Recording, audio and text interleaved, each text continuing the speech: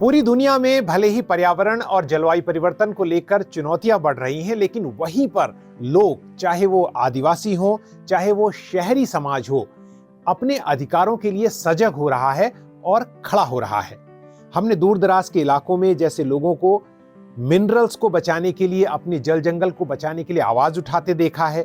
और फिर हमने दिल्ली में पहली बार जिस तरह से प्रदूषण के लिए, साफ हवा की मांग के लिए, प्रदूषण से लड़ने और साफ हवा की मांग के लिए लोगों को प्रदर्शन करते देखा, या अरावली पर जो कोर्ट का डिसीजन आया, फैसला आया, उसके बाद विरोध प्रदर्शन करते देखा और सरकार को कुछ हद तक पीछे हटते देखा। ये उम्मीद जगाता है इस बात को लेकर कि लोग अपने अधिकारों के लिए सचेत हैं और वो साफ हवा, पानी की मांग कर रहे हैं। वर्ष 2025 में हमने न केवल तापमान में रिकॉर्ड वृद्धि देखी है, बल्कि प्रदूषण को भी बहुत बुरे हाल में देखा है। यही वो वक्त है जब हमने इसी साल धराली जैसी घटनाएं देखी हैं, जहां एक ही आपदा में 50 से ज्यादा लोगों की मौत हो गई और किसी का शव तक नहीं मिला। ये घटनाएं एक मुश्किल पैदा करती हैं। नीतिगत मामलों में भी अगर आप देखें तो प्लास्टिक का जो प्रकोप है, उसको लेकर कोई अंतर्राष्ट्रीय संधि नहीं हो पाई जो हमें आने वाले दिनों के लिए उम्मीद देती है।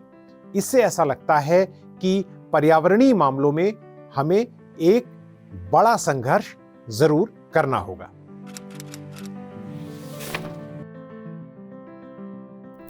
2026 में हम आगे कैसे बढ़ेंगे, इस बात की चेतना और इस बात की उम्मीद हमें मिलती है अपनी युवा पीढ़ी से। जो बच्चे स्कूलों में हैं, वो जिस तरह से क्लाइमेट की और एनवायरनमेंट की बात कर रहे हैं, या जैसे युवा पीढ़ी नए नए क्रिएटिव तरीकों से, चाहे वो मीम्स बनाकर, चाहे वो पोएट्री के जरिए, चाहे दूसरे तरीकों से, चाहे फिल्म के जरिए आवाज उठा रहे हैं, वो एक बहुत बड़ी बात है। सोशल मीडिया, जिसे अक्सर ये कहकर खारिज कर दिया जाता है कि वो आपका समय बर्बाद कर रहा है और वहां बहुत नेगेटिव और फेक न्यूज चल रही है, वहीं हमने सबसे महत्वपूर्ण और सबसे पावरफुल मैसेज देखे हैं।